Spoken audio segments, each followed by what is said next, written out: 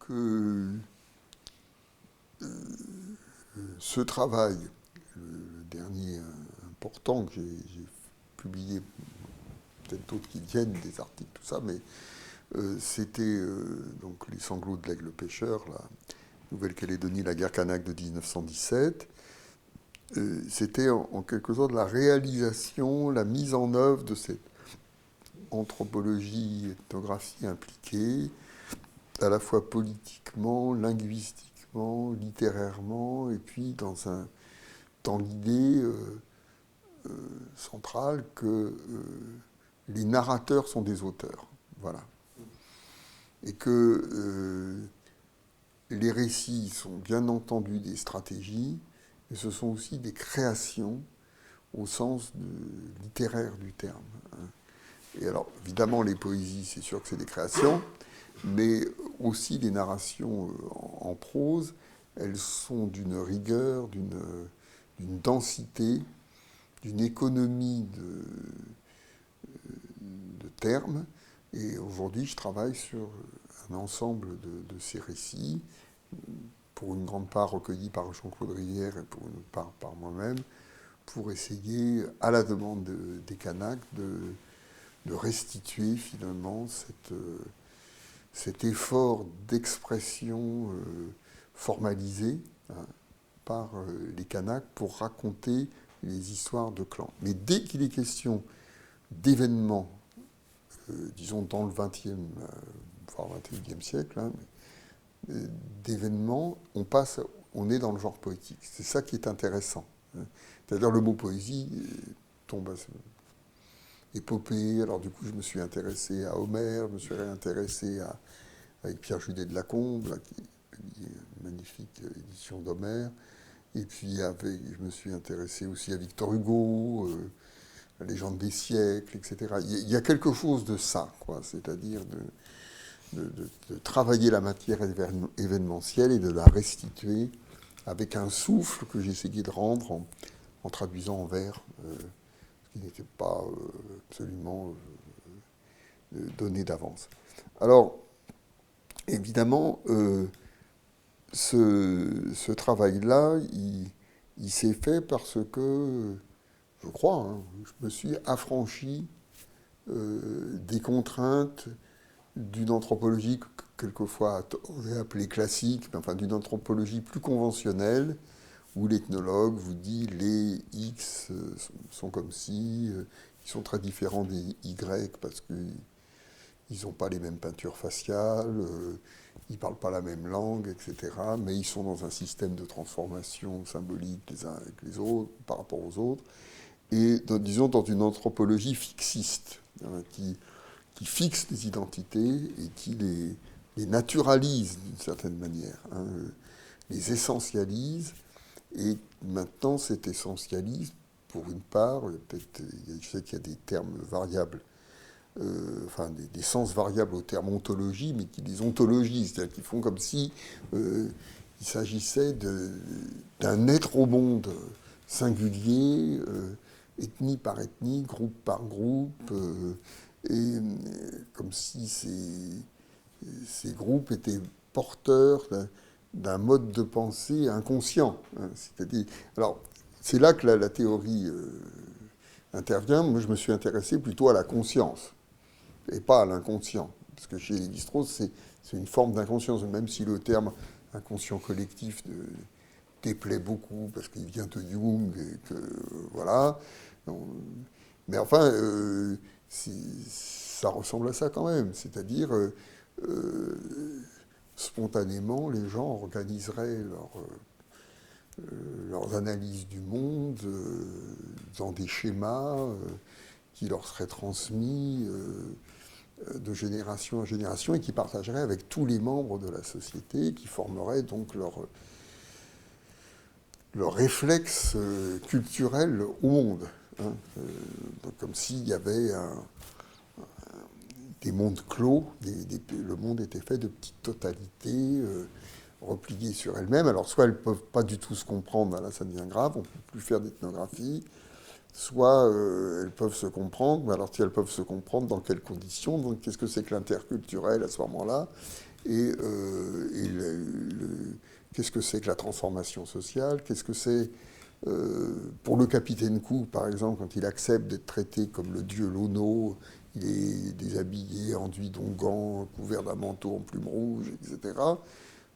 Qu'est-ce qu'il fait, là, Cook? Pourquoi il fait ça? Si ce n'est pour se conformer aux règles qui lui sont imposées par un infini respect, et aussi peut-être parce qu'il n'est pas très sûr de qui il est. Il la ramène pas, quoi. Il n'est pas certain d'apporter quelque chose de nouveau, de meilleur. Voilà. Et dans le cas le capitaine hein, lui-même, James Cook, là, si l'ethnologue adopte cette attitude, il jette sur le... On ne peut plus... je veux dire, l'ethnologue lui-même est poreux. Voilà ce que je veux dire. L'ethnologue lui-même est poreux. C'est-à-dire qu'il... Son identité elle-même, y compris personnelle, oh là, ils y tiennent maintenant beaucoup, c'est une identité personnelle, ses tics, ses manies, ses obsessions, tout ça. Moi, je suis comme ça, j'aime pas les avocats, j'aime pas ceci, j'aime pas cela, je suis blindé, voilà. Elle vacille, voilà. Elle vacille, c'est-à-dire... Et là où il commence à comprendre, c'est quand il baisse les armes, quoi. Quand il baisse les armes culturelles, il dit, je vais écouter, puis je vais pas avoir d'avis. Je vais pas avoir d'avis, je vais... alors évidemment, ça conduit à des choses qui ne sont pas... ah bah oui, celui-là, on l'a tué. Bon, très bien, je note, vous l'avez tué. Bon. Ça m'est arrivé, hein, vous me dites ça. Oui, je dis, plus là, il me dit, bah oui, on l'a tué. Ah bon, je note. Mais je ne vais pas voir les flics, voilà. C'est ça, l'ethnologue, c'est quelqu'un qui... C'est un peu le syndrome de Stockholm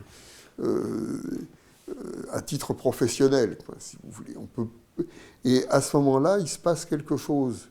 Parce que l'autre devient poreux aussi. Il prend de vous imitez l'autre et l'autre vous imite. Vous êtes pris dans un malentendu productif, comme dit, oui, une interaction productive où il y a une communication qui peut se loger. Et à ce moment-là, nos interlocuteurs ou interlocutrices disent des choses qu'ils n'auraient jamais dit avant.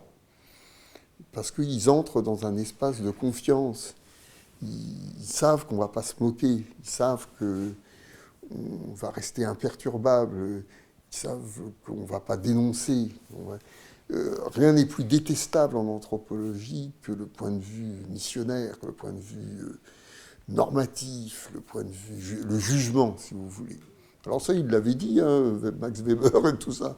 Il faut suspendre son jugement, mais il faut aller jusqu'au bout de la mécanique. Hein. Et à ce moment-là, effectivement, c'est des pans nouveaux de savoir auxquels on accède. C'est exactement comme dans les interactions à l'intérieur de notre propre société. On a des amis à qui on fait des confidences, d'autres on n'en fait pas. Il y a des situations plus formelles, d'autres moins formelles. Mais justement, c'est dans l'informel. Alors l'ethnologie, quand elle commence, elle est formelle. Donnez-moi le nom de votre père. Maintenant, il y a un gars qui me dit « Ah ben oui, mais c'est la commission information et je ne sais pas quoi et liberté. Il n'y a pas de raison que je vous donne les généalogies. Finalement, c'est privé, etc. » Donc, mais l'ethnologue, lui, c'est une brute au début. Hein. Il a son cadre, il a bien travaillé, il a fait son enregistrement, il a son truc, c'est fait positif. Et il croit qu'il a compris. Mais non, c'est après. Et là, maintenant que je reviens sur le même terrain, 40 ans plus tard, où les gens m'ont vu passer depuis 40 ans, mais là, je reprends les cahiers d'il y a 40 ans, les mêmes enregistrements, et je rediscute avec eux, et ben, ils disent d'autres choses. Il y a quelque chose qui se révèle, et notamment en matière de culte des ancêtres, voilà, qui est resté caché parce que ils en prennent plein la tête avec ça, les missionnaires, les instituteurs, les blancs, les ricanements euh, des développeurs et autres spécialistes de l'amélioration des conditions de vie d'autrui. Là.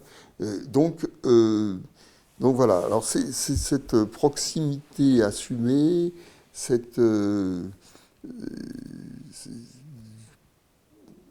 voilà, cette recherche d'un...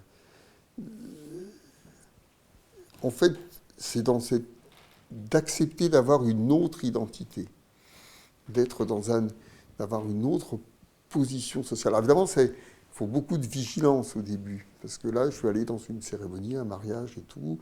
Heureusement, je connaissais déjà bien, mais je ne peux pas aller partout, je ne peux pas faire n'importe quoi, je ne suis pas libre, je suis obligé de me conformer.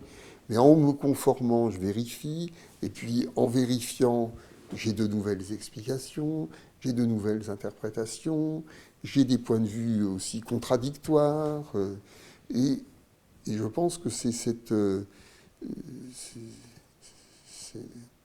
comment dire, cette mise en commun, voilà, cette mise en commun de nos expériences dans une parfaite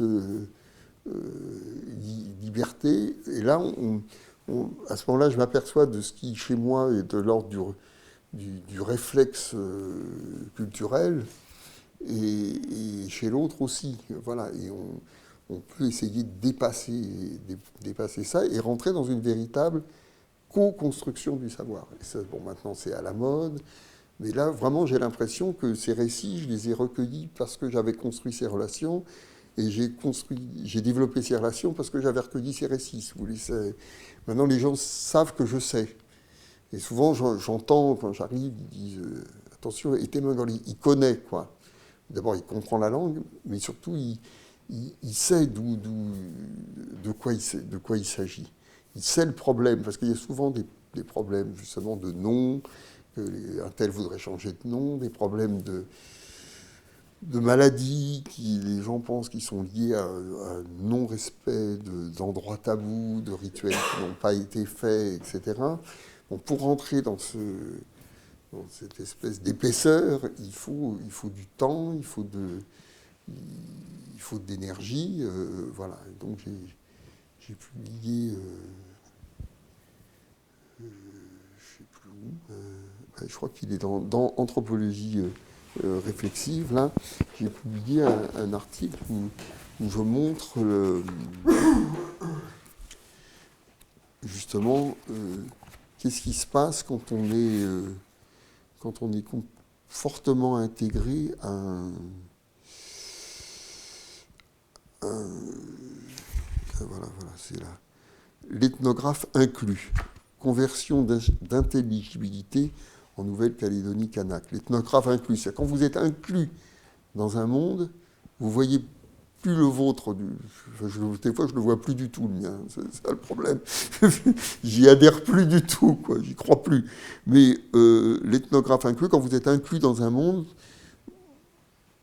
ça vous donne accès à des nouveaux types de savoirs, et en même temps, c'est un système de contraintes. Parce que maintenant que je suis dans un clan, je ne peux pas aller dans un autre. Alors que la position d'ethnologue, au début, c'est de riper comme ça. Alors, je suis dans un clan, dans la zone où je travaille. Après, je peux aller dans un autre, mais les gens savent que je suis dans celui-là. Donc, ça me facilite. Ils savent où me placer. Voilà. Mais ils ne me feront pas les mêmes confidences. Être dedans, ce n'est pas la même chose que de questionner du dehors. Donc, ce jeu sur le dedans et le dehors me paraît quelque chose de fondamental. Et depuis 2015, la publication de L'Aigle pêcheur, donc je me suis attaché à écrire des textes sur, par exemple, comment on écrit aussi. Quand on est devant son écran blanc, sa feuille blanche, voilà, comment qu'est-ce qu'on mobilise pour écrire? Alors, c'est là où le travail que j'ai fait à partir de 2002-2003 avec François Pouillon autour d'anthropologie et littérature, qu'on a appelé terrain d'écrivain, ethnographie, littérature et ethnographie, c'était justement, je me suis aperçu, là on revient à tout ce que je vous ai dit au début, qu'en fait, enfin ce qui me concerne, mais pour ma génération, je crois que c'est important, enfin, on a d'abord baigné dans la littérature. La littérature est la mère de toutes les anthropologies. C'est l'expérience. Alors, c'est peut-être une expérience française, parce que je ne sais pas. Mais enfin, en France, la littérature, c'est indépassable, si vous voulez. Hein, vous pouvez faire tout ce que vous voulez. Le problème, c'est d'entrer dans la littérature. Bon. Donc, la formation par le texte, par les lectures, par les commentaires de texte, les dissertations qui paraissent tout à fait baroques aujourd'hui, parce qu'on passait comme tout un week-end à préparer la disserte, quoi, qu'on devait rendre le lundi, que ce soit en philo, que ce soit en français, comme on disait. Bon, voilà. Et donc la littérature, c'est une expérience de l'écriture, donc c'est une expérience de lecture, mais c'est une expérience d'écriture et de l'écriture de l'autre, c'est-à-dire c'est un désenclavement. Vous êtes embêté chez vous, voilà, vous vous mettez à lire Kafka et hop, évidemment, c'est un autre monde qui apparaît dans le monde. Vous lisez André Breton, vous lisez Céline ou Proust, etc.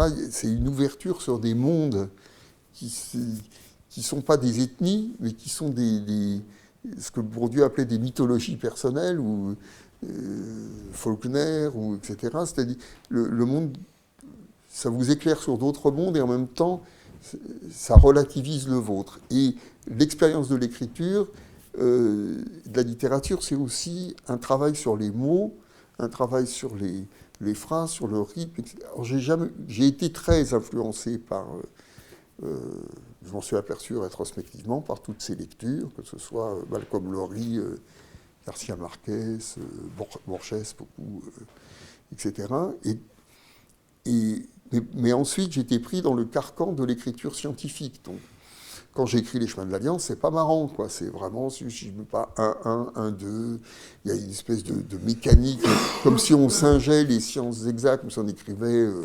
comme Einstein, quoi. Je ne sais pas s'il écrivait comme ça, d'ailleurs, Einstein, il faut des équations à toute vitesse sur un coin de table, j'en sais rien. Toujours est-il que l'expérience de l'écriture, il fallait rompre avec la littérature. Pendant longtemps, faire des sciences humaines et sociales, c'était rompre avec... Alors, bien sûr, on pouvait s'inspirer de Balzac, je vois dans Lévi-Strauss ici, tout le monde, enfin, de Zola, des auteurs comme ça, pour montrer qu'on avait eu connaissance de mondes sociaux, hein, surtout dans Balzac. C'est vraiment la société du 19e siècle, enfin du premier 19e siècle, milieu par milieu, les paysans, les coursiers en bourse, les antiquaires, Cousin Ponce et tout ça. Bon. Mais c'était, à ce moment-là, l'anthropologie se servait de la littérature pour se documenter. Alors que, petit à petit, fort de ce que j'essaye de vous expliquer, là, je me suis rendu compte que si je voulais restituer cette expérience cette expérience ethnographique d'inclusion dans un autre monde, dans toute sa complexité, il fallait que je modifie l'écriture, il fallait que je me lâche, il fallait que j'abandonne cette écriture rigide, normative et surplombante, voilà, pour essayer d'infuser, de montrer comment tout ça s'était passé dans dans ma pensée, mais dans mon corps aussi. Et donc, de modifier les conditions d'écriture pour écrire d'une façon plus sensible et plus exacte. Parce qu'en fait, l'anthropologue, enfin, quand il écrit sur telle ou telle société, en se retirant du tableau, il n'est plus dedans, il y a énormément de choses qu'il ne dit pas. Qu'elle ne dit pas. Il ne dit pas qui l'a rencontré, comment ça s'est passé, combien il s'est embêté, que c'était un jour de pluie, quel type de relation, parce qu'on a aussi des mauvaises relations sur le terrain, ça ne baigne pas dans l'huile tout le temps. Et donc, plutôt que d'extraire du terrain une sorte de canevas, de schéma de la société, d'ailleurs la société elle-même, on se demande ce que c'est, franchement, hein, au contraire, montrer toutes ces rencontres, tous ces contacts individuels, ces déclinaisons. Il y a un anthropologue des objets intéressants chez nous, là, Thierry Bonneau, qui travaille comme ça. Il raconte comment il va visiter les collections, les objets de collection, comment il va dans une maison pour faire l'inventaire des objets pour le musée du coin, etc. Et donc, il décrit des personnages, parce qu'on est en face de gens qui réagissent pas tous de la même façon, qui se conduisent. Et pour restituer ça, il faut une écriture beaucoup plus sensible, et donc casser le vocabulaire conventionnel de l'anthropologie. Et essayer de se nourrir à ce moment-là de l'ethnographie. Alors, ce qu'on a essayé de montrer dans ce livre, coordonné avec François Pouillon, avec une douzaine de contributions, c'était l'inverse, c'était de montrer que les écrivains, les littéraires, François Pouillon avait dit, on prend que ceux qui sont publiés dans la Pléiade, bon, c'était peut-être excessif, c'est marrant, mais les écrivains eux-mêmes avaient fait des enquêtes ethnographiques. Et que ce soit Monterland, que ce soit Pouchkine, qu'est-ce qu'il y a, que ce soit Virginia Woolf, et tous ces gens ont précédé leur écriture littéraire d'une enquête ethnographique, en prenant des notes, et que ce soit notamment Gérard de Nerval aussi, qui avait lu tout ce qui était disponible à son époque sur l'Égypte, l'Orient, etc., et qui avait commencé à apprendre l'arabe, etc., et qui, en fait, se sert de ces lectures pour écrire son voyage en Orient. Voilà. Moi, j'avais fait un truc sur Rimbaud. Rimbaud, c'est le contraire. Il a eu une expérience en Abyssinie, et il veut devenir un correspondant de la société, du bulletin de la Société géographique de Paris, là.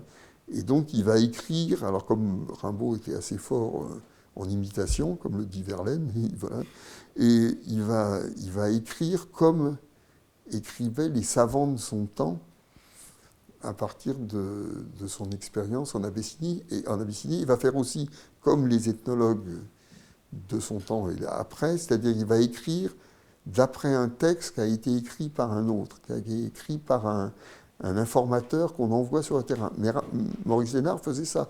Maurice Lénard, il a assisté à aucune cérémonie, parce qu'il ne voulait pas qu'on croie qu'il puisse croire à des choses pareilles. Il ne voulait pas donner des gages aux païens. Donc il envoie Boissou et Rizizi, là, son meilleur élève, il assiste aux cérémonies, et Boissou ensuite est chargé d'écrire ça dans des cahiers, et Lénard écrit les notes d'ethnologie calédonienne à partir des cahiers.